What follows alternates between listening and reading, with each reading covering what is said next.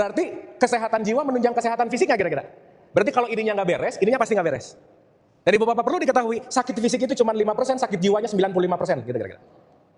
Jadi kalau ngelihat orang mukanya kalem, santai, di dalamnya belum tentu sehat, belum tentu. Penginstalan program itu dimulai dari kandungan hingga usia 0 sampai 7 tahun. Maka apa yang dirasakan ibunya saat mengandung anaknya, itu pasti imprint kepada anaknya. Jadi ibunya yang lebih banyak bete waktu mengandung, itu bisa imprint ke jiwa anaknya, gitu kira. Penyumbang kuota terbanyak trauma dalam hidup siapa? Orang tua, udah pasti. Jadi kalau kita mau bicara trauma, trauma selalu datang pertama kali dari lingkungan rumah. Sehingga ketika ini jadi program, jadi habits, nanti ini kemana-mana. Contoh, kalau di rumah bapaknya cuek, next on dia akan memilih cowok yang punya sifat cuek juga. Kalau luka ini nggak disembuhkan, nggak dirawat, dia akan pulih nggak? Nggak mungkin. Makanya opsi orang ketika menghadapi masalah, nomor 1 menghindar, yang kedua ditutup-tutupin. Nggak kok, I'm okay. Wah udah tipikal everything okay itu bahaya banget gitu. Itu nanti outputnya bisa jadi orang people pleaser. Kalau orang udah jadi people pleaser, jadi orang terlampau baik jadi lebih menderita daripada orang jahat gitu. Nah, pilihan yang ketiga, dilampaui. Kalau kita bicara dalam konteks yang namanya teologis, ilmu-ilmu agama, khususnya nanti kita bahas Ramadan dan puasa, sebetulnya praktek bagaimana kita melampaui luka-luka ini sebenarnya. Kalau kita bicara melampaui, nggak bisa enggak. Segala siapapun yang datang ke kehidupan kita, itu ditarik dari luka-luka ini. Setiap kita ketemu siapa, setiap kita ketemu dalam konteks apa, itu pasti ada kaitan sama ini. Kenapa? Kalau dalam hukum semesta, ini memiliki resonansi yang namanya energi, vibrasi, frekuensi. Nah teman-teman ibu bapak, di semua luka-luka batin ini, ada luka yang lukanya segede gini nih, paling gede. Dan luka terbesar ini akan kita temukan di dalam pasangan kita masing-masing. Makanya pasangan itu adalah tempat penyembuhan sekaligus tempat luka yang paling besar dalam hidup. Itulah kenapa kalau pakai istilah karma, pasangan adalah karma terbesar dalam hidup untuk menyelesaikan ini gitu. Makanya pasti berantem mulu gitu intinya. Luka adalah tempat cahaya masuk. Kalau kamu tidak terluka, kamu nggak akan dapat pencerahan.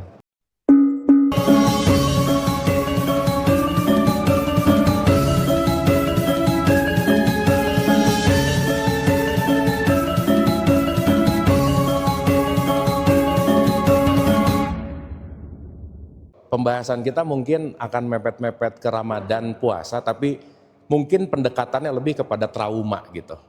Jadi pembahasannya Mas Yoyo kemarin ngasih PR ke saya untuk kita bicara tentang childhood trauma. Nah jadi mungkin kita akan bicara ke situ sedikit, terus apa sih relevansinya sama puasa dan Ramadan gitu.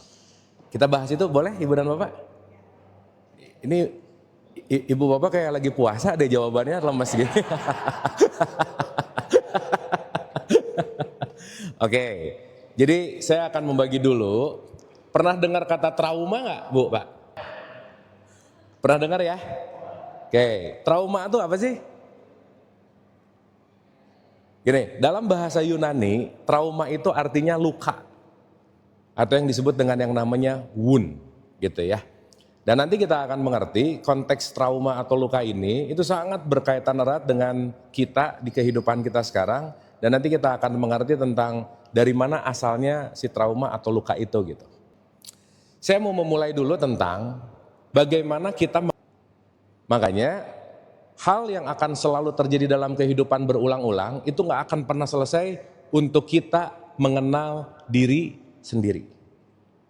Nah menariknya, apalagi di era modern, itu sangat sulit untuk mengenal diri sendiri karena kenapa? Lebih gampang menilai orang lain gitu. Makanya nanti kaitannya lebih kepada fokus, saat fokusnya lebih banyak keluar, kita pasti kekurangan banyak kekurangan. Kalau tangan fisik, kalau pikiran fisik atau non fisik? Non fisik. Berarti kita ini fisik atau non fisik? Oh tadi nggak gitu jawabannya. Nah, tipikal asbun itu biasanya banyak trauma sih gitu ya. Jadi kalau asbun iya, soalnya orang kalau ditanya langsung bunyi, itu nggak mikir sih biasanya gitu. Gitu ya, itu yang menarik. Ya kita, let's start dari hal yang sederhana, dari hal yang mudah dulu gitu. Karena once kita nggak ngerti elaborate ini, kita nggak ngerti diri kita nggak tahu bagaimana menutrisinya, kita kadang-kadang juga lupa gitu intinya. Oke, kita ulang ya. Jadi kalau kita ngomongin diri, itu kayak layer, teman-teman ibu bapak. Itu kayak bawang tuh ada kulitnya, dikupas gitu intinya. Nah, nanti kita akan mengerti dalam konteks hidup ini, kita bukan hanya ngomongin tentang fisikal, tapi juga berbicara tentang non Non fisik. Makanya kalau pinjam dari tradisi tasawuf, kita tuh dalam kehidupan ini at least lahir 3 kali. Terlahir sebagai tubuh fisik, setelah itu terlahir sebagai tubuh psikologi, setelah itu terlahir sebagai tubuh yang namanya atau esensi yang namanya spiritual gitu intinya. Makanya ada tubuh, ada lebih dalam lagi, nanti masuk ke non fisik, ada lebih dalam lagi nanti masuk ke esensial gitu. Jadi setidaknya nanti kita ngerti bahwa kita punya 3 part ini gitu. Nah, kalau 3-3-nya nggak dikasih nutrisi dengan oke, cuman fisikal yang dikasih nutrisi, tapi non fisiknya nggak dikasih nutrisi, maka pasti chaos. Makanya kalau pinjam dari statement Nabi Muhammad nih ya, kenapa Nabi Muhammad tuh sampai ngomong gini, banyak umatku yang puasa, mereka cuma mendapatkan haus dan lapar. Berarti puasanya cuma di lingkaran paling luar, tapi puasa yang di dalamnya nggak dilakukan gitu intinya. Makanya cuma nahan makan, nahan minum, itu nggak prestasi sih sebenarnya. Karena esensi puasa bukan hanya urusan tidak makan dan tidak minum, tapi masuk kepada konteks yang namanya lebih kepada sesuatu yang non fisikal, yang nanti part by partnya kita akan pahami gitu. Oke ya, kita ulang. Bagian yang paling luar namanya adalah tubuh. Sering kita sebut dengan yang namanya jasad, jasmani. Jadi kalau kita ngelihat ada tangan, ada kaki, yang kelihatan itu adalah fisikal aja udah. Nah saya sering sebut, si fisikal ini sering saya gambarkan supaya mudah, itu namanya hardware gitu. Clear ya? Yang bagian luar ini adalah hardware. Nah yang menarik adalah, kita ulang ya. Jadi kita akan bicara dulu tentang diri. Tadi trauma artinya apa Bu, Pak?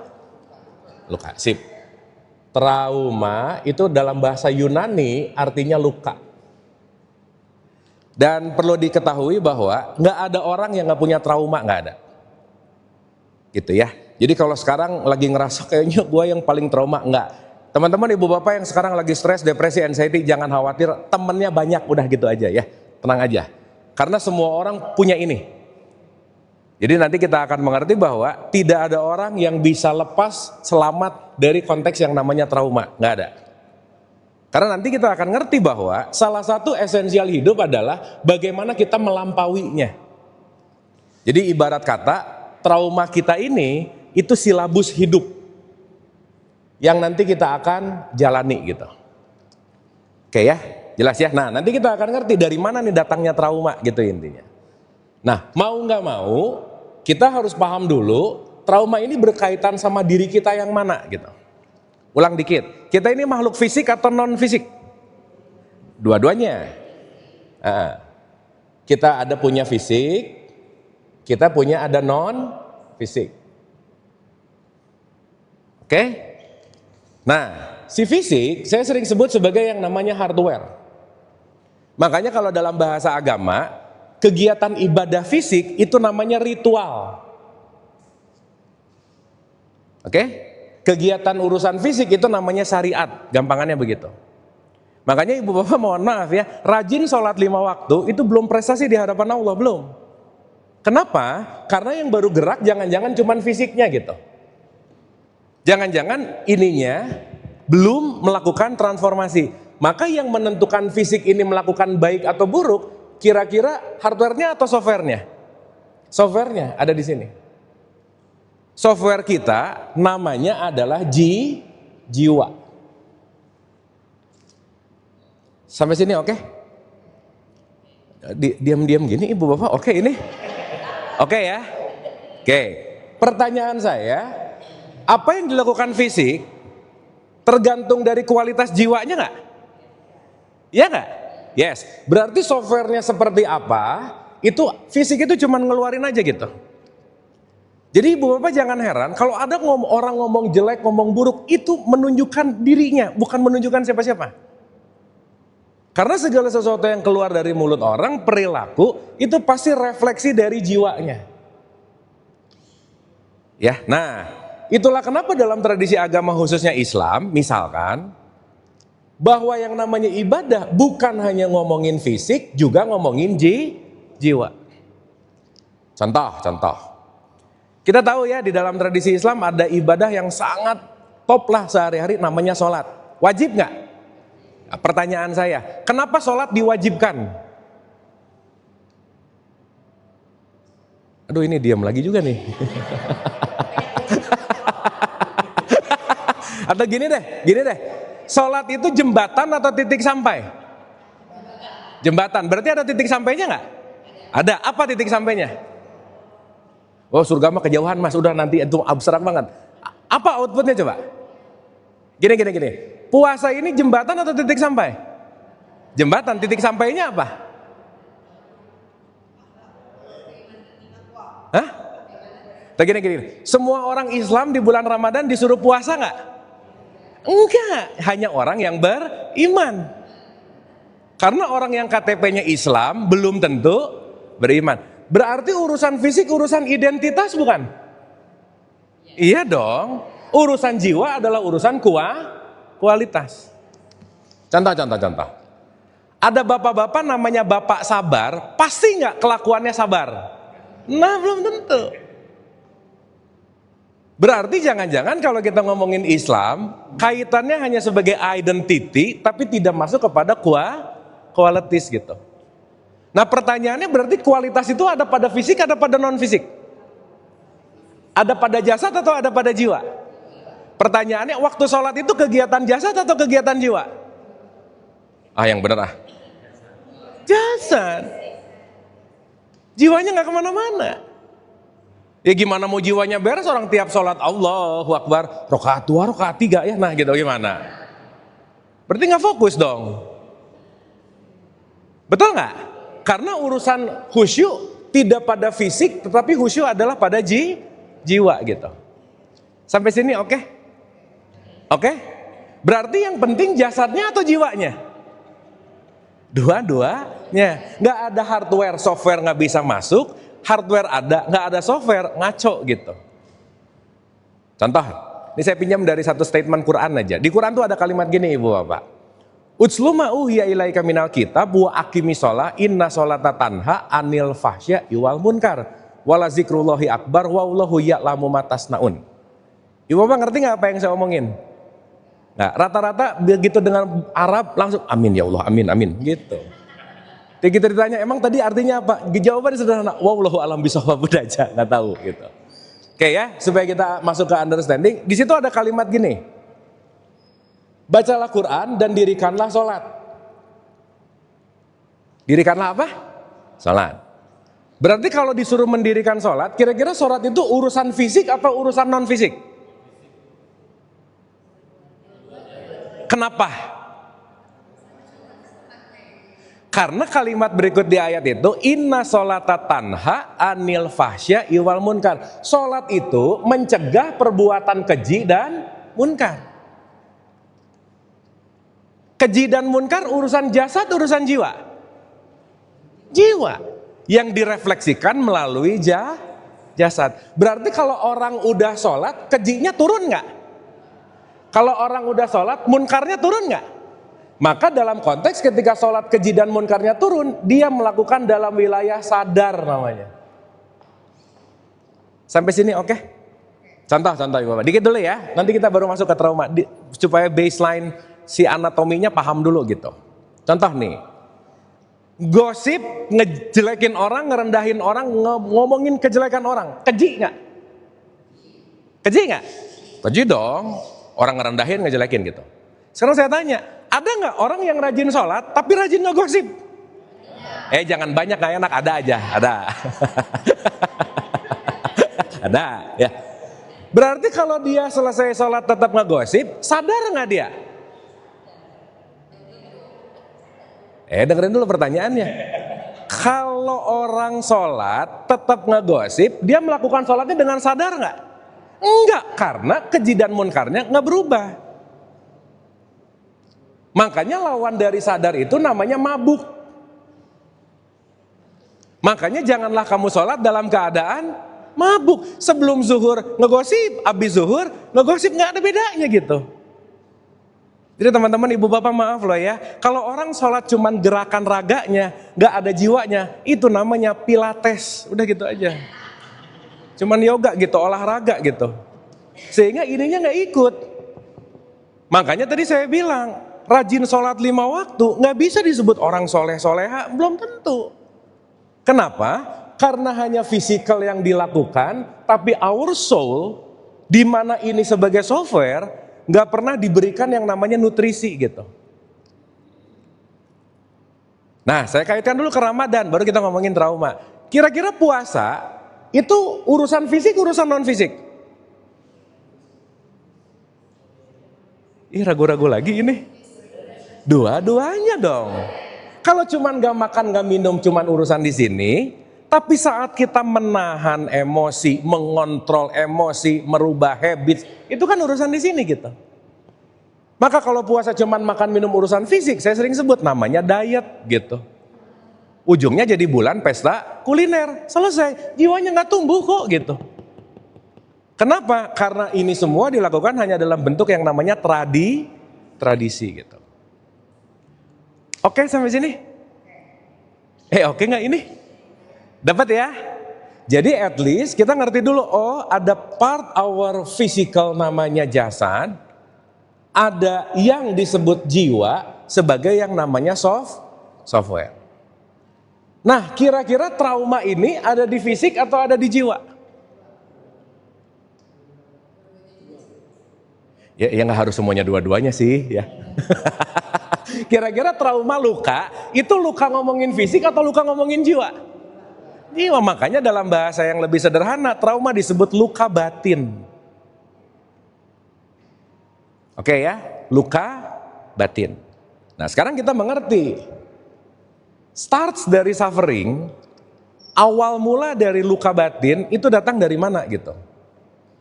Supaya teman-teman ibu dan bapak, nanti kita realize, nanti kita akan paham sebenarnya musuh utama hidup kita itu cuma satu, itu yang disebut ego, titik, udah. Ini saya dibawa ke depan supaya langsung to the point ya. Manusia gak pernah punya masalah dengan siapapun dan apapun kecuali dengan egonya sendiri, titik, udah. Jadi begitu kita ngomong dasar ya dasar, itu bukan masalah kita, problemnya di sini nih. Karena nanti nunjuk keluar, itu semua rata-rata datang dari trauma, dari wound gitu. Sampai sini oke? Contoh. Ibu bapak suka ketemu orang nyebelin gak? Suka? Oke. Begitu ngelihat orangnya, kita ngerasa kesel, kita ngerasa gak suka, kita ngerasa benci. Pertanyaan saya, itu gara-gara orangnya atau gara-gara jiwa kita? Berarti yang bermasalah dia atau aku? Nah gitu sih. Dapat ya? Clear ya? Sekarang saya tanya, saat kita ngelihat orang gini, ini nyebelin, ini enggak, ini oke, ini enggak, itu tergantung dengan kaitan taste dari jiwa kita. Oke? Berarti saat kita benci, nyebelin orang itu enggak suka, yang bermasalah yang di luar atau yang di dalam? Pokoknya jangan lupa rumus satu aja teman-teman ibu bapak, yang di luar kita semuanya netral. Yang membuat itu tidak netral adalah kualitas jiwamu gitu. Sampai sini oke? Berarti saat kita benci sama orang, bukan dia yang nyebelin, aku memaknai dia menyebalkan. Betul nggak? Sekarang saya tanya, ketika aku memaknai dia yang menyebalkan, berarti permasalahannya maknanya atau dianya? Hah? Maknanya dong. Makna itu ada di jasad atau ada di jiwa? Pertanyaan saya, yang bisa kita rubah dia atau maknanya? Jadi sampai kapanpun teman-teman ibu bapak berusaha ngerubah orang lain, gak akan pernah bisa aja udah. Karena problemnya bukan itu gitu. Sampai sini oke? Dapat ya? Clear? Oke. Pernah sakit hati sama orang lain nggak? Iya. Kelihatan dari wajah-wajahnya tuh pengalaman banget lah ya. Iya, nggak apa-apa. Udah bukan pernah lagi, experience gitu. Saya mau nanya, waktu kita sakit hati sama orang lain, sakit hati terhadap apa sebenarnya?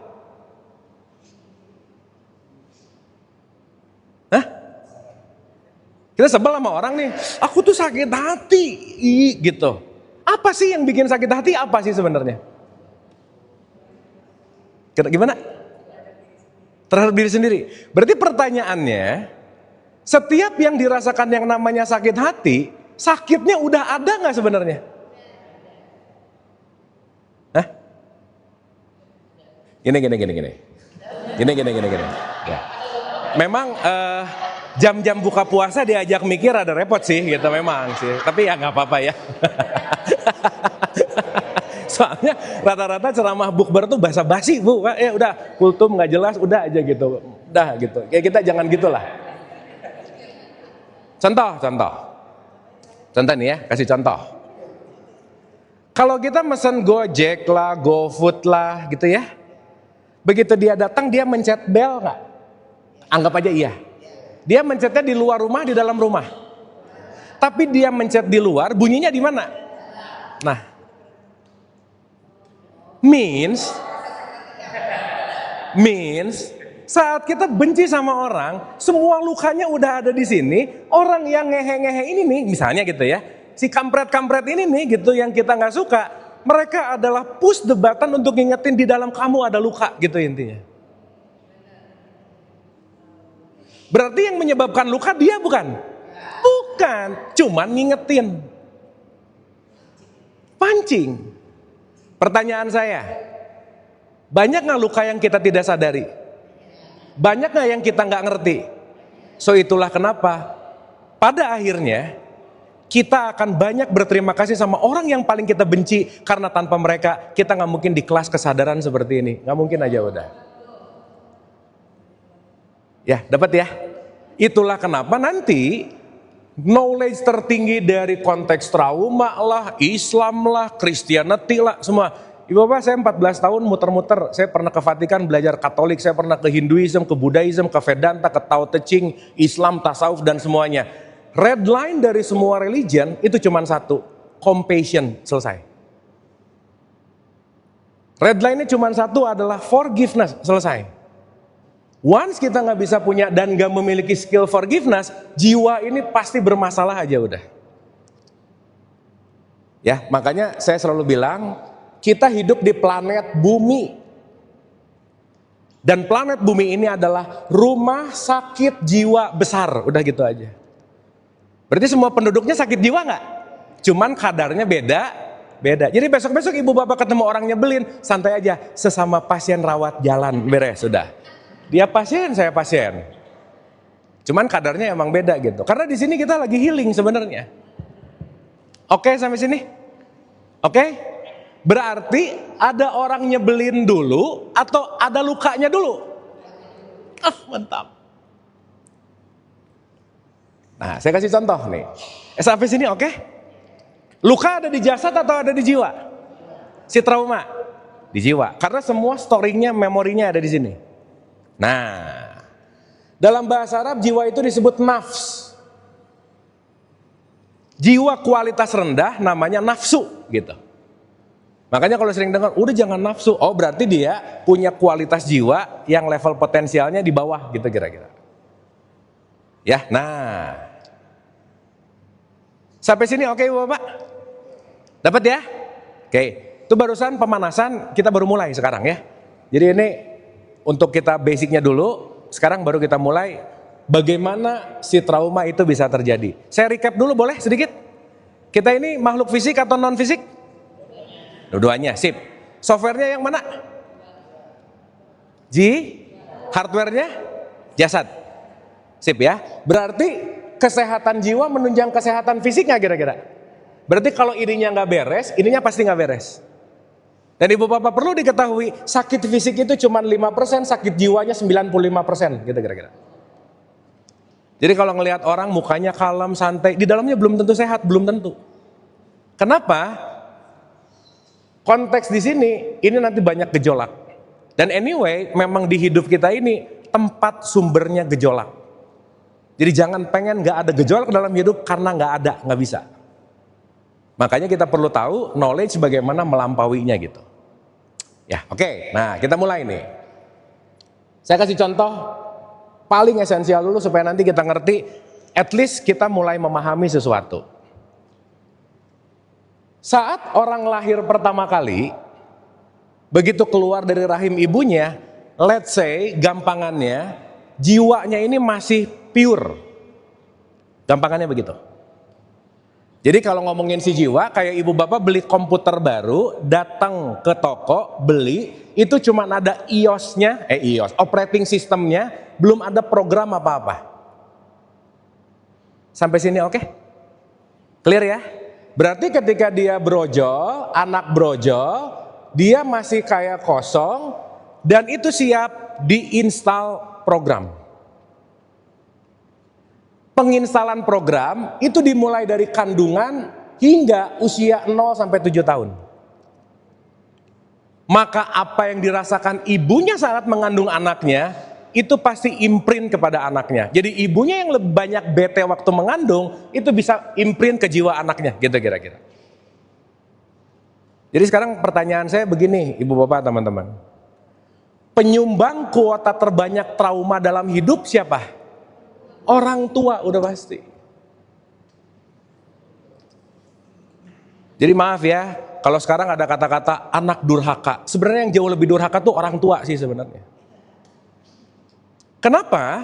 Karena ketika dia mewariskan sesuatu tanpa modifikasi, dia mewariskan program yang quote and quote akan imprint kepada anaknya. Contoh, saya kasih contoh nih. Ketika si orang tua mengajarkan sesuatu, jiwa ini bertumbuh, karena jiwa ini masuk programnya lewat panca indera kita. Berarti saat kita lahir, diinstal sama orang tua kita, sama lingkungan, sama guru kita semuanya, jadilah yang namanya program. Dan program ini, kalau di wilayah konteks ilmu kesadaran, akan terinstal di alam subconscious mind. Yang di atas itu disebut conscious mind. Perlu ibu bapak ketahui, conscious mind itu cuma 2%, subconscious mind itu 98%. Jadi ibu bapak mohon maaf, ibu bapak sampai hari ini masih menggunakan program saat lahir dari 0 sampai 7 tahun. That's the fact. Sampai sini oke? Aduh diam-diam gini, ini oke ini? Dapat ya? Salah satu yang jadi program, itu nanti kita sebut yang namanya habits. Ibu bapak coba direnungin aja. Dari bangun tidur ke tidur lagi, hal baru apa yang dilakukan itu cuma 2%.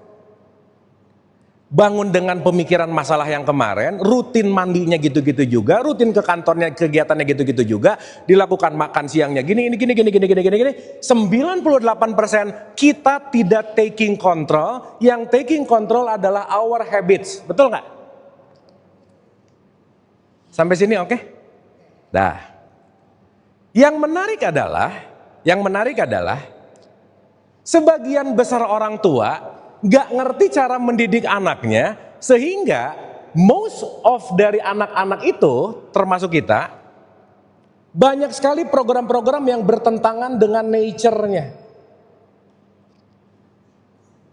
Jadi kalau kita mau bicara trauma selalu datang pertama kali dari lingkungan rumah.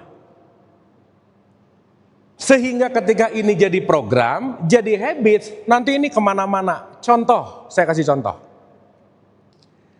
Kalau di rumah bapaknya cuek, anak ceweknya terbiasa dengan cuek bapaknya, next on dia akan memilih cowok yang punya sifat cuek juga. Meskipun nanti dia tersiksa, meskipun nanti dia nggak nyaman, tetap dia pakai program cuek. Karena kenapa? Familiar dari kecil bahwa sosok seorang laki-laki itu cuek gitu misalnya. Karena itu imprint pada psychological self kita gitu intinya. Sampai sini oke? Berarti dalam kehidupan kita ini si trauma luka titik-titiknya banyak banget nggak? Banyak banget nggak? Banget. Yang nggak cocok sama kita, yang nggak nyaman sama kita tuh diinstal, wah udah aja. Makanya mohon maaf sekali ya, kalau kita bicara tentang relationship antara orang tua sama anak, kita perlu tahu bahwa orang tua hanya berfungsi menjadi tukang kebun bagi anaknya, membiarkan anaknya tumbuh sesuai dengan bibitnya, titik. Nah sayangnya, tidak terlalu banyak orang tua ngerti bibit anaknya gitu.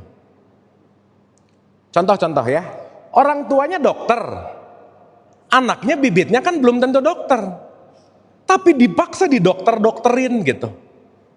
Bisa trauma nggak? Bisa jadi luka nggak? Kayak kalau boleh pakai bahasa sederhana lah, udah jelas bibit anaknya durian, di strawberry-in gitu kira-kira. Sehingga banyak orang tua yang membuat program si anak ini tidak berlaku dengan baik, akhirnya apa? Dia tidak hidup sesuai dengan program bawaan alamiahnya. Muncullah yang namanya trauma. Dan ibu dan bapak teman-teman jangan khawatir, almost 90% semua manusia di dunia mengalami itu. Nah yang pertama, kita nggak bisa nyalahin orang tua, udah jelas. Karena nanti titik-titik luka-luka program yang kita punya sekarang, justru ini yang akan menjadi silabus hidup kita gitu intinya. Sampai sini oke? Oke nggak ini? Iya. Ini kayak terluka gini dengarnya, oke. Dapat ya? Clear ya? Nah sekarang saya tanya, 98 sama 2%, yang lebih banyak bobotnya yang mana? 98, berarti yang diketahui dan yang tidak diketahui lebih banyak yang mana? Nggak diketahui. Nah saya pinjam ke terminologi spirituality ini. So itulah kenapa teman-teman ibu dan bapak, maaf ya, kalau luka ini nggak disembuhkan, nggak dirawat, dia akan pulih nggak? Nggak mungkin. Makanya opsi orang ketika menghadapi masalah, nomor 1, menghindar. Enggak. Dah dihindari aja udah. Dihindari lagi gitu. Yang kedua, ditutup-tutupin. Enggak kok, I'm okay. Wah udah tipikal everything okay itu bahaya banget gitu. Itu nanti outputnya biasa jadi orang people pleaser. Kalau orang udah jadi people pleaser, jadi orang terlampau baik. Orang terlampau baik jadi lebih menderita daripada orang jahat gitu misalnya. Nah pilihan yang ketiga, itu disebut bukan menghindari, bukan ditutup-tutupi, tetapi dilampaui. Nah, kalau kita bicara dalam konteks yang namanya teologis, ilmu-ilmu agama, khususnya nanti kita bahas Ramadan dan puasa, sebetulnya praktek bagaimana kita melampaui luka-luka ini sebenarnya. Sampai sini oke, teman-teman ibu bapak? Sip? Oke, jadi satu dulu ya. Berarti di bawah sadar kita banyak luka nggak? Banyak luka nggak? Jadi ibu bapak jangan heran ya, kalau lagi cuaca oke, santai, tiba-tiba feel not good, nggak enak, tiba-tiba begitu, itu pasti ada bocoran-bocoran dari subconscious mind kita gitu. Karena ini nanti saling berkomunikasi nih. Berarti yang tidak diketahui banyak nggak bu, Pak? Banyak. Berarti perlu disembuhkan nggak? Perlu disembuhkan nggak? Perlu. Berarti kalau mau disembuhkan harus dilampaui nggak kira-kira? Iya. Nah, kalau kita bicara melampaui nggak bisa enggak. Segala siapapun yang datang ke kehidupan kita itu ditarik dari luka-luka ini. Setiap kita ketemu siapa, setiap kita ketemu dalam konteks apa, itu pasti ada kaitan sama ini. Kenapa? Kalau dalam hukum semesta, ini memiliki resonansi yang namanya energi, vibrasi, frekuensi. Dah nggak ada lagi. Jadi luka-luka ini akan menentukan kualitas bagaimana kita memiliki circle, bagaimana kita memiliki pasangan, bagaimana kita memiliki pertemanan, itu based on dari sini awal-awalnya. Nah teman-teman ibu bapak, di semua luka-luka batin ini ada luka yang lukanya segede gini nih, paling gede. Dan luka terbesar ini akan kita temukan di dalam pasangan kita masing-masing, udah gitu aja. Makanya pasangan itu adalah tempat penyembuhan sekaligus tempat luka yang paling besar dalam hidup. Itulah kenapa kalau pakai istilah karma, pasangan adalah karma terbesar dalam hidup untuk menyelesaikan ini gitu.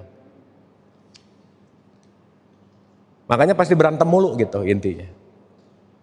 Makanya kalau kita ngomongin suffering, suffering itu selalu akan ada setelah pernikahan, titik udah. Betul Kak? Karena sebelum pernikahan namanya engagement ring. Pas nikah namanya wedding ring. Abis nikah suffering. Nah baru kerasa di sini ya. Berarti semua kita ditemukan dalam konteks apapun based on dari luka-luka ini nggak kira-kira? Iya. Makanya saat kita mulai ngerti kenapa ya gue benci banget sama orang ini. Oh, orang ini datang untuk merefleksikan mengingat terhadap luka yang ini misalnya. Orang ini datang, untuk mengingatkan luka yang ini gitu misalnya. Karena teman-teman ibu dan bapak, tanpa orang lain kita nggak bisa mengenali diri sendiri, kita nggak bisa kenal sama aku. Ibarat kata, nggak ada cermin, kita nggak bisa ngelihat muka sendiri. Maka kita perlu orang lain untuk feedback. Makanya kita dijadikan makhluk sosial gitu. Sampai sini oke? Dapat ya? Clear ya? Berarti pertanyaan besarnya, saat kita melihat siapapun sakit hati, sebenarnya lukanya udah ada atau belum? Hah? Begitu ngelihat orang, si orang itu mengingatkan luka yang di dalam nggak? Contoh. Saya punya luka fisik nih di sini, shred. Ke black gitu misalnya. Teman saya gini ke tangan saya. Sakit nggak? Nggak kan di sini, sakitnya di sini. Ulang. Ini jam berapa ya? Oh ya jam-jam rawan memang. ulang. Ini sakit di sini nih. Atau agak lebih jauh ya. Teman saya gini nih, cetek, kerasa sakit nggak? Kenapa? Karena dia tidak menyentuh titik luka. Tapi saat dia ngek, kerasa sakit nggak? Yes. Berarti teman-teman ibu dan bapak, saat ibu dan bapak dan teman-teman sakit hati sama orang lain, dia memang tepat menyentuh titik lukanya gitu. Dan yang paling jagoan menyentuh titik luka cuma 2. Kalau nggak pasangan, anak, udah nggak ada lagi. Itu paling jagoan cuma 2 itu. Itu ahli banget. Makanya kenapa didesain untuk menyatu, didesain nanti punya keturunan, intinya untuk ngeberesin ini semua ujung-ujungnya. Sampai sini oke?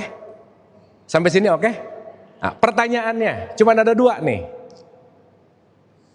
Pilihan ibu bapak cuma ada 2 aja. Mau sembuh atau mau makin parah lukanya, ada itu aja. Mau yang mana? Tapi di atas sembuh ada tanda bintang, syarat dan ketentuan berlaku gitu.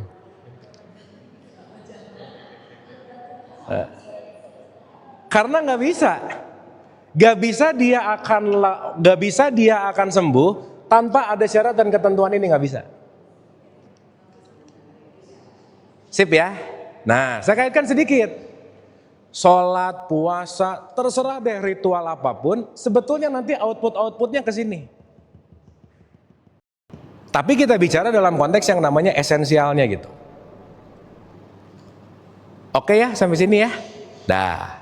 Nah,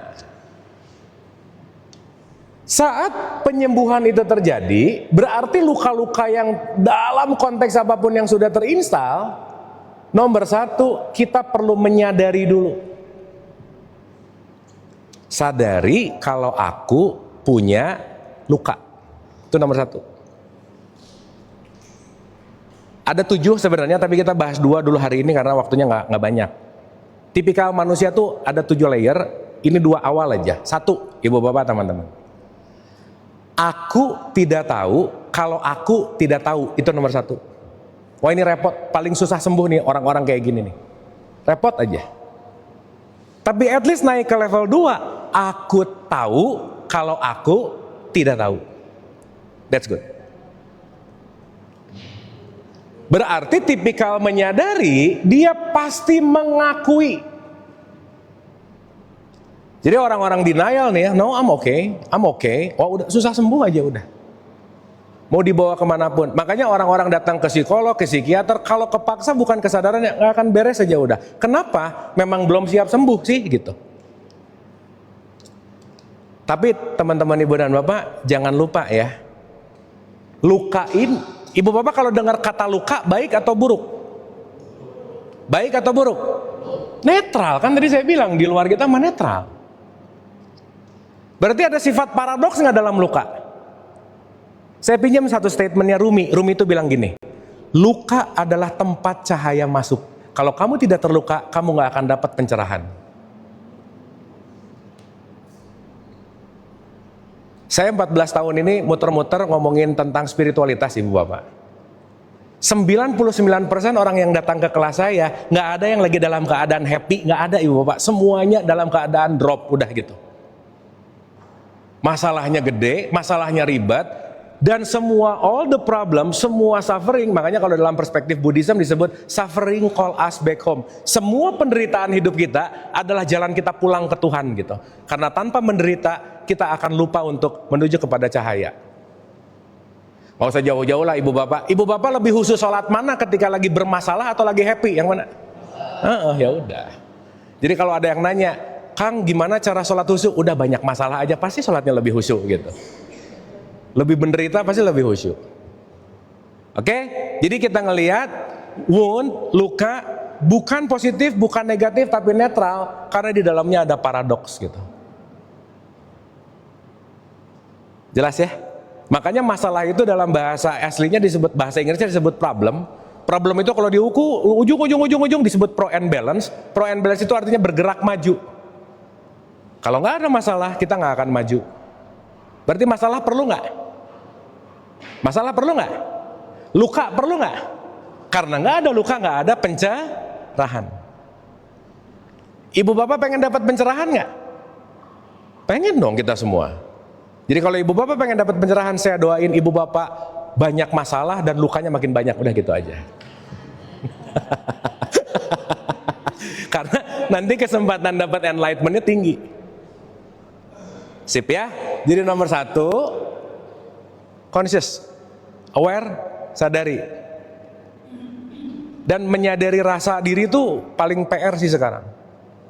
Yang kedua, diakui. Dah selesai. Saat aku menyadari, saat aku mengakui, selesai. Dan mengerti knowledge ini semua. Nah, dari semua program luka itu akan membentuk sebuah habits. Kalau pakai bahasa yang lebih gampang, akan menimbulkan reaktif. Makanya orang gampang banget reaktif karena kenapa? Dia menjawab dan dia melakukan melalui program-program lamanya gitu. Gitu ya. Dan yang ketiga, ini saya rasa yang paling penting, yang paling esensial. Kalau kita mau mengganti program, harus menguninstall program lama nggak Bu, Pak? Iya dong. Untuk diinstal program baru. Jadi nanti ibu bapak kalau kita dengar kata Ramadan, ibu bapak Ramadan itu artinya apa sih? Ramadan itu artinya apa? No, Ramadan itu artinya membakar, burning. Jadi basicnya Ramadan itu adalah membakar semua luka-luka, membakar semua habits-habits buruk supaya kita punya new habits dengan program yang baru gitu kira-kira. Makanya di bulan Ramadan ini semua schedule kita diacak-acak nih, jadwal makan, jadwal minum, jadwal tidur, semuanya dilakukan perubahan, konteksnya namanya habits gitu intinya. Sampai sini oke? Dapat ya? Bisa dimengerti? Nah, saya mau kaitkan dulu dengan puasa nih sedikit. Karena nanti ini termasuk dalam konteks yang namanya metode penyembuhannya simply ini aja dulu. Kita recap dulu ya, Ibu Bapak, kita recap dulu. Ini let's say ada 50 orang di sini, 50-50-nya punya luka yang beda-beda nggak kira-kira? Pasti, orang tuanya juga pasti beda. So itulah kenapa jangan pernah membandingkan dengan siapapun.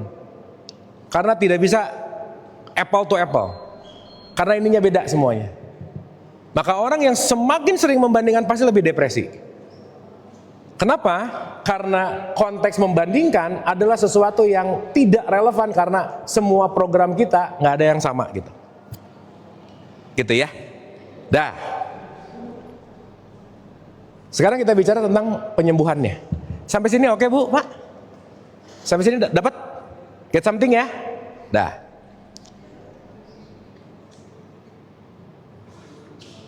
Sekarang kita bicara dalam levelnya manusia dalam perspektif Ramadan. Jadi yang disuruh puasa orang yang mana tadi Bu, Pak? Orang yang beriman. Jadi bukan orang yang KTP-nya Islam, bukan. Gitu ya.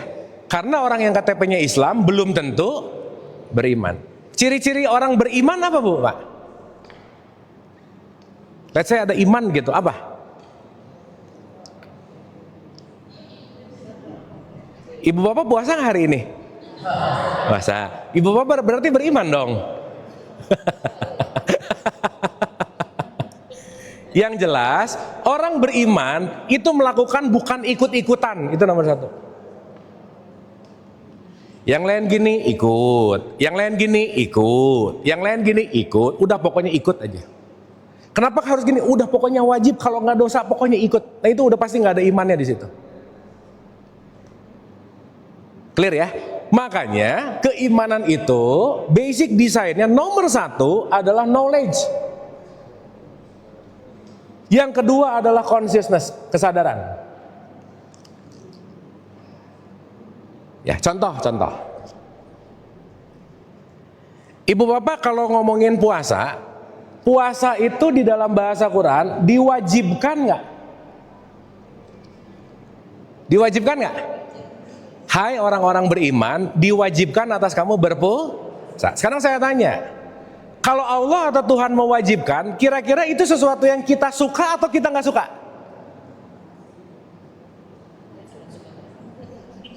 Hah? Kalau ada perintah, diwajibkan, kira-kira sesuatu yang kita suka atau nggak suka? Ya jelas nggak suka lah, makanya diwajibkan. Kalau suka nggak usah diwajibin, juga dikerjain gitu kira-kira. Betul nggak? Nah, ibu bapak maaf ya saya mau nanya, kemarin begitu mau masuk satu Ramadan ada perasaan happy seneng gitu nggak kira-kira? Bohong lah, udah bohong lah, udah. Bohong lah, udah. Dah bohong. Ini bulan Ramadan bulan yang menyenangkan nggak kira-kira? Contoh ya, contoh nih, contoh. Kita di bulan Ramadan makan diatur nggak? Diatur. Sebelum bulan Ramadan sama setelah bulan Ramadan makan bebas ya? Ibu bapak lebih happy mana, lebih menyenangkan mana? Kapan bebas makan, kapan bebas minum, terserah daripada diatur-atur. Mana yang lebih menyenangkan? Bebas. Berarti sekarang lagi diatur menyenangkan nggak? Jadi nggak happy banget sih sebenarnya. Betul nggak? Nanti H+3 mau Lebaran, happy nggak? Wah mau Lebaran, berarti nggak betah bulan Ramadan nih gitu, pengen buru-buru udahan. Betul nggak? Sehingga ini jadi bulan tradisi, ritual, semuanya melakukan iya sih, tapi nggak ada kaitannya sama si non fisik gitu. Makanya yang disuruh puasa disebut hai itu adalah panggilan. Konteksnya wahai jiwa yang terpanggil. Bukan jiwa yang terharuskan, bukan. Karena panggilan itu konteksnya adalah calling, itu konteksnya adalah dari jiwa kita gitu. Sampai sini oke? Clear ya? Dah. Berarti keimanan ini adalah basic design. Nah tadi balik lagi, puasa jembatan atau titik sampai? Jembatan. Titik sampainya apa? Kan keimanan startingnya. Hai orang-orang yang beriman, diwajibkan atas kamu berpuasa sebagaimana orang-orang sebelum kamu, agar kamu bertakwa. Ujungnya di takwa nih. Tujuannya di situ. Nah kalau gitu saya mau nanya ibu bapak, orang beriman pasti takwa nggak? Belum tentu. Apalagi cuman orang yang KTP-nya Islam. Jadi maaf ya Ibu Bapak, kalau ada orang KTP-nya Islam itu belum aman-aman banget sih sebenarnya. Kenapa? Karena Islamnya baru dalam wilayah identitas gitu. Oke, sampai sini? Clear ya? Kita lihat lagi roots-nya nih. Hai orang yang punya pengetahuan dan kesadaran, practicing puasa. Artinya apa? Rubahlah habits program lamamu. Jadi Ibu Bapak maaf ya, kalau sebulan ini nggak ada perubahan habit satu aja, nggak sukses aja puasanya. Fix itu cuman haus dan lapar aja udah. Karena 30 hari adalah waktu yang cukup untuk merubah satu habits menjadi lebih baik gitu misalnya. Karena bulan Ramadan adalah bulan changing habits, old breaking habits, yang lama mati tapi hidup yang baru gitu kira-kira. Sebenarnya bahas ini tuh harusnya sebulan sebelum puasa sih Bu, Pak. Udah rada telat sih kalau, tapi nggak apa-apa lah ya. Udahlah, kita enjoy aja ya. Tapi it's okay gitu. Ya, oke. Hai orang apa tadi? Beriman. Disuruh apa? Berarti puasa menyenangkan atau enggak? Udah pasti enggak lah. Fix. Pasti enggak. Makan diatur, minum diatur, bangun lebih pagi. Tapi tujuannya, di dalam sesuatu yang tidak menyenangkan akan bertumbuh sesuatu yang baru. Maka mulailah belajar untuk menyukai, mencintai, melakukan atau konteks menerima sesuatu yang kita nggak suka gitu. Nah, ujungnya nanti kembali kepada takwa. Terakhir ya, Ibu Bapak ya. Ini kita bentar lagi nih. Kan kalau kita bicara hidup itu pasti akan mati, betul ya Bu, Pak? Saya pinjam di tradisi Islam nih. Mati itu cuma ada dua jalur, husnul khotimah sama su'ul khotimah. Husnul adalah mati dalam keadaan baik, su'ul mati dalam keadaan nggak oke. Kira-kira targetnya yang mana Bu, Pak? Husnul. Tapi ingat, di atas husnul ada tanda bintang, syarat dan ketentuan berlaku. Dan yang jelas bukan KTP, udah fix. Jadi husnul khotimah nggak ditentukan sama KTP kita apa, enggak. Kenapa KTP nggak dibawa mati masalahnya? KTP itu urusan fisik, penilaian itu urusan jiwa gitu intinya. Oke? Nah, dalam perspektif Quran dibilang bahwa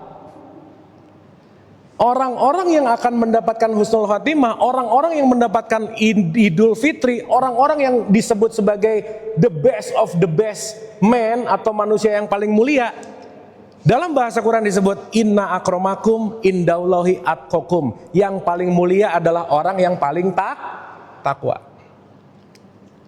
Ibu Bapak maaf ya, nggak ada di Quran ngomongin yang paling mulia adalah orang yang rajin umroh, nggak ada Bu, Pak.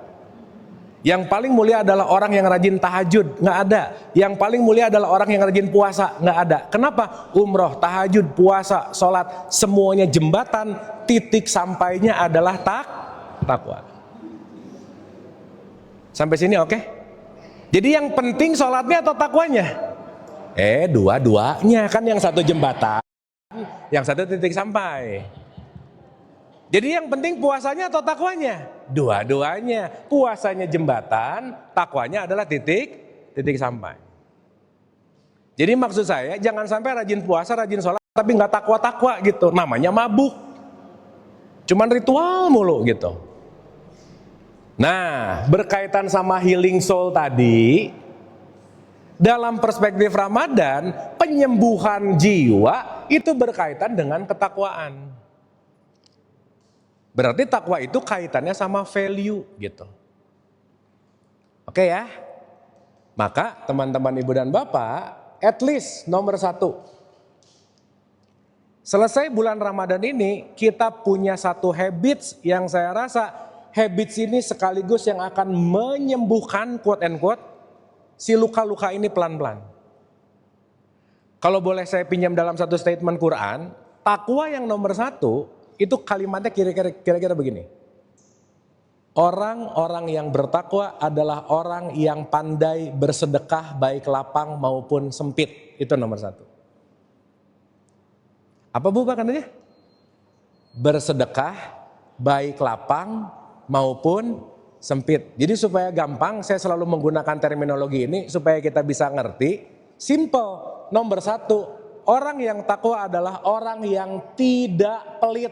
Udah gitu intinya. Ingat ya, pelit itu menggenggam, pelit itu mencangkram. Ini program makin chaos aja udah. Jadi saat kita belajar lebih dermawan, saat kita juga sedang melakukan yang namanya penyembuhan jiwa gitu ini. Sampai sini oke Bu, Pak? Sip ya? Sip, oke. Yang kedua, karena nanti kata kunci penyembuhan si traumanya ada di nomor 3. Tapi nomor 3 bisa dilakukan kalau 1-2-nya udah checklist dulu gitu. Ya Bapak saya mau nanya, maaf ya. Ada gak orang yang rajin sholat tapi pelit? Ada gak? Jangan banyak gak enak ya, ada. Berarti dia di jembatan tapi gak nyampe-nyampe gitu. Sip ya, puasa rajin, umroh rajin, tapi pelit. Konteksnya dia gak nyampe ke titik sampai gitu. Nah, yang kedua nih, ini menarik banget.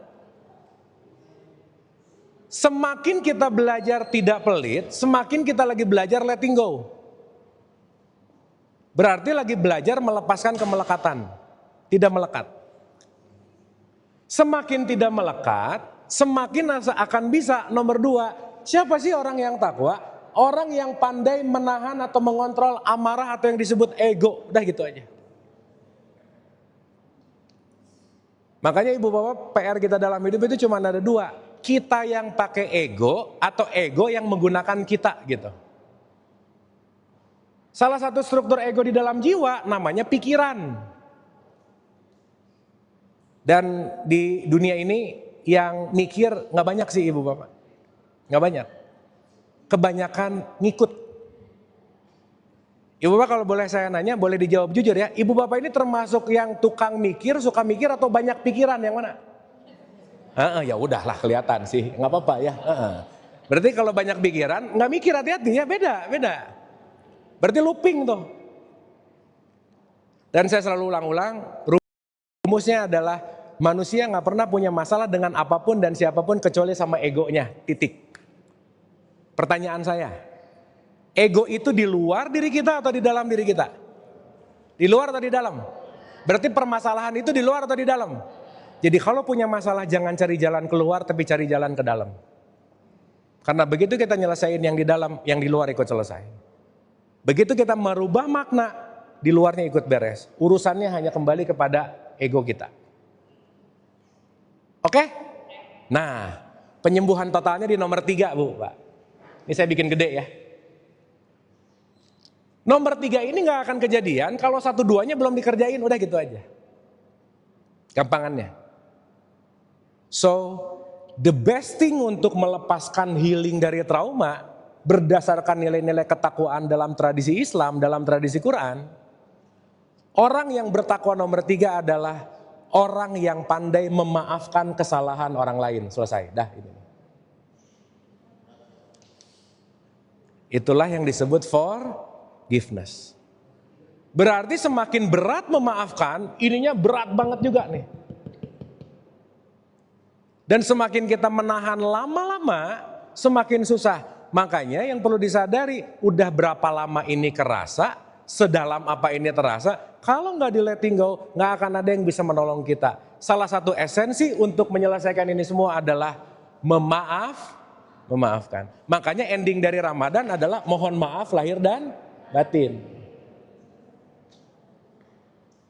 Oke, sampai sini.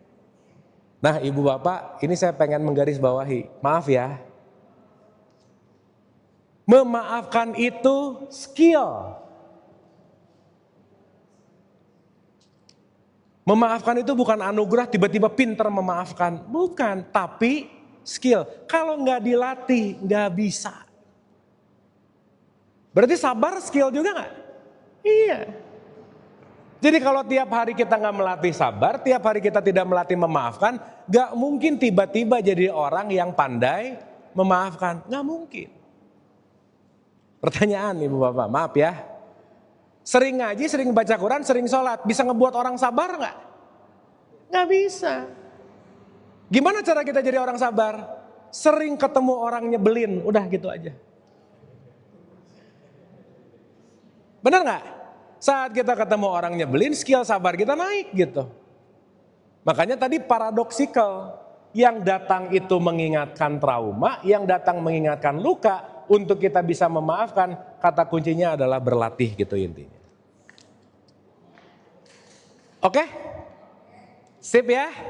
Nah maksud saya buat yang ini di Ramadan ini puasanya agak serius gitu kira-kira. Yuk kita puasa jangan urusan gak makan gak minum aja gitu. Tapi juga tolong dikasih nutrisi fisik jiwanya. Dimana ini bentar lagi ya ada apa gorengan lah, kue. Itu kan nutrisi jasad, betul gak Bu Pak? Tapi nutrisi jiwa kita satu, kurangi tingkat pelit, itu nomor satu. Yang kedua, kurangi ego menguasai kita, itu nomor dua. Dan yang ketiga, nutrisi terbaik buat jiwa kita adalah belajarlah untuk selalu menerima dan memaafkan. Once kita sulit memaafkan, jangan harap titik-titik hitam ini akan berangsur menjadi putih atau jadi bersih kembali, gitu nggak mungkin. Oke? Sip? Aduh lemas-lemas gini, ini oke nggak ya? Ini paham apa puyeng ya? Paham ya? Dapat ya? Oke, so kesimpulan umumnya. Sebelum kesimpulan ada pertanyaan dulu nggak? Siapa? Ya. Ya.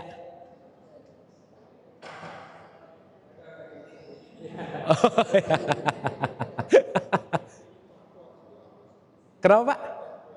Takwa itu artinya super consciousness. Melakukan dengan penuh kesadaran. Itu namanya takwa.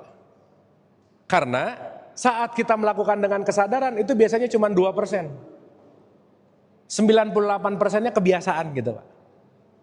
Jadi kalau kita melakukan karena kebiasaan berarti nggak sadar. Berarti itu hanya dalam keadaan habits gitu ini. Kira-kira begitu. Jadi conscious gitu. Contoh. Ibu bapak sholat itu banyak sadarnya atau banyak harusnya? Harus. Kalau harus ada paksaan nggak? Ada. Makanya sholatnya nggak khusyuk.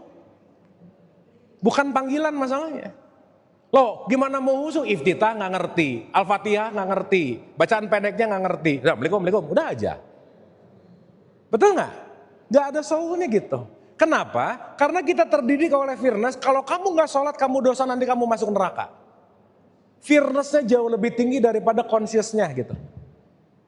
Itulah kenapa understanding itu perlu banget gitu. Oke ya ibu bapak ya. Hopefully Ramadan ini lebih banyak memaknai ulang tentang jiwa kita. Karena kita nggak bisa nyelesain sesuatu di luar, yang kita bisa lakukan adalah menyelesaikan yang di dalam. Karena kalau yang di dalam berangsur pulih, yang di luar pasti ikutan berangsur pulih. Jangan mencoba untuk menyembuhkan yang di luar karena nggak bisa. Yang kita bisa lakukan adalah merespon, yang bisa kita lakukan adalah merubah makna, bukan merubah siapapun gitu intinya. Saya rasa itu ibu bapak, semoga Ramadan ini menjadi Ramadan yang berbeda. Sekali lagi, bukan hanya tradisi kebiasaan, tapi poinnya adalah back to our consciousness, kita lakukan dengan penuh kesadaran, dengan penuh niat, dan itu bukan hanya dalam keadaan dogma dan doktrin, tapi sepenuh jiwa, seutuh-utuhnya niat. Dan konteksnya adalah yuk kita menggapai ketakwaan dengan terus berlatih, karena takwa itu adalah skill. Takwa itu adalah kemampuan kita, bukan anugerah gitu. Saya rasa itu aman ibu bapak? Bisa dimengerti? Paham ya? Meskipun ibu bapak setiap kita pasti ngedapetinnya beda-beda. Karena wadahnya juga beda-beda. Jadi nggak harus ngerti semuanya, tapi yang paling dapat fokus aja di situ. That's okay. Dan saat fokus di situ, itu saat yang paling tepat untuk yang dibutuhkan saat ini gitu kira-kira. Terima kasih, semoga bermanfaat. 2 menit lagi ya? Oh 1 menit lagi. Kita tutup doa sebentar. Al-Hadiniyah Al-Fatihah. Auzubillah.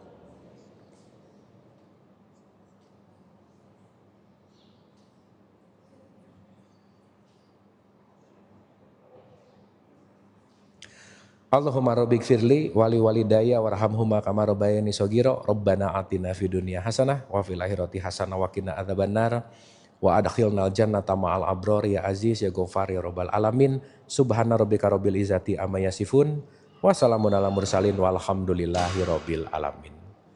Amin, amin ya Allah ya Rabbal Alamin. Ibu bapak terima kasih, semoga bermanfaat. Ibu bapak tetap sehat dan bahagia. Wabillahi taufiq wal hidayah. Assalamualaikum warahmatullahi wabarakatuh.